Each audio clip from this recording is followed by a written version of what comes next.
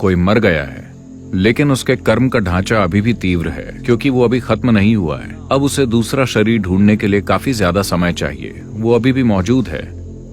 उसके कर्म का ढांचा जितना ज्यादा तीव्र होगा वो उतना ही ज्यादा दिखेगा या लोग उसको अनुभव करेंगे।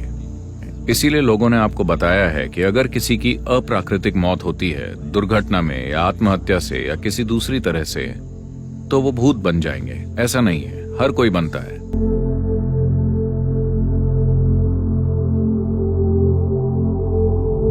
तो जब कोई इंसान मरता है तो जाहिर है कि भौतिक शरीर वो चीज है जिसे आपने धरती से उधार लिया था।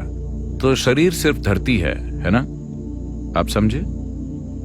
ये भौतिक शरीर बस धरती का एक टुकड़ा है जो अभी इस तरह उछल कूद कर रहा है, लेकिन आपको इसके एक एक परमाणु को वापस करना होगा। ब्याज नहीं लगेगा, लेकिन आपको हर परमाणु वापस करना होगा। आपको एक भी परमाणु ले जाने की इजाजत नहीं है, कोई भी नहीं ले जा सका।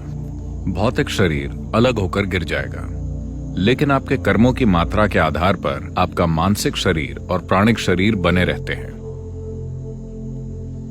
अगर कर्म का ढांचा बहुत तीव्र है, अभी खत्म नहीं हुआ है, तो इसे खत्म करना होता है। अगर कर्म कमजोर हो गया है क्योंकि यह अपना दौर पूरा कर चुका है, तब वो बड़ी आसानी से दूसरा शरीर पालेगा।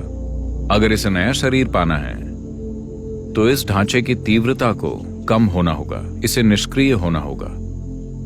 अगर ये बहुत तीव्र है तो ये नहीं खोज सकता, इसे इंतजार करना होगा। तो इन्हीं को आप भूत कहते हैं।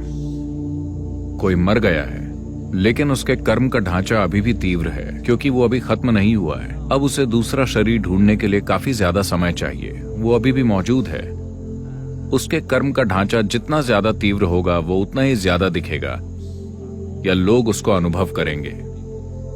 आपके चारों ओर ऐसे अनगिनत प्राणी हैं, चाहे आपको पता हो या ना हो, लेकिन उनमें से अधिकतर को आप अनुभव नहीं करेंगे क्योंकि उनके कर्म खाली हो चुके हैं। वो बस थोड़ा और खाली होने का इंतजार कर रहे हैं, इससे पहले कि उन्हें एक नया शरीर मिले। लेकिन अगर उनके कर्म बहुत तीव्र हैं, इसीलिए लोगों ने आपको बताया है कि अगर किसी की अप्राकृतिक मौत होती है, दुर्घटना में या आत्महत्या से या किसी दूसरी तरह से, तो वो भूत बन जाएंगे। ऐसा नहीं है, हर कोई बनता है।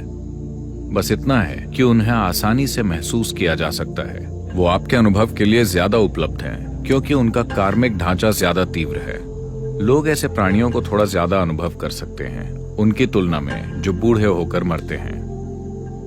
अगर कोई अपने इस जीवन के लिए निर्धारित कर्मों को पूरी तरह पूरा कर लेता है तो वो बस यूं ही मर जाएगा, बिना किसी बीमारी के, बिना एक्सीडेंट के, बिना किसी चोट के।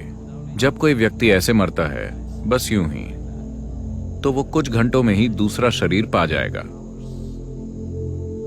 तभी इस परंपरा में कहा गया है कि अगर कोई अपना जीवन पूरा करके शांति के साथ मरता है तो ये मरने का सबसे अच्छा तरीका है, क्योंकि उसे इंतजार नहीं करना पड़ेगा, नया जीवन तुरंत शुरू हो जाएगा।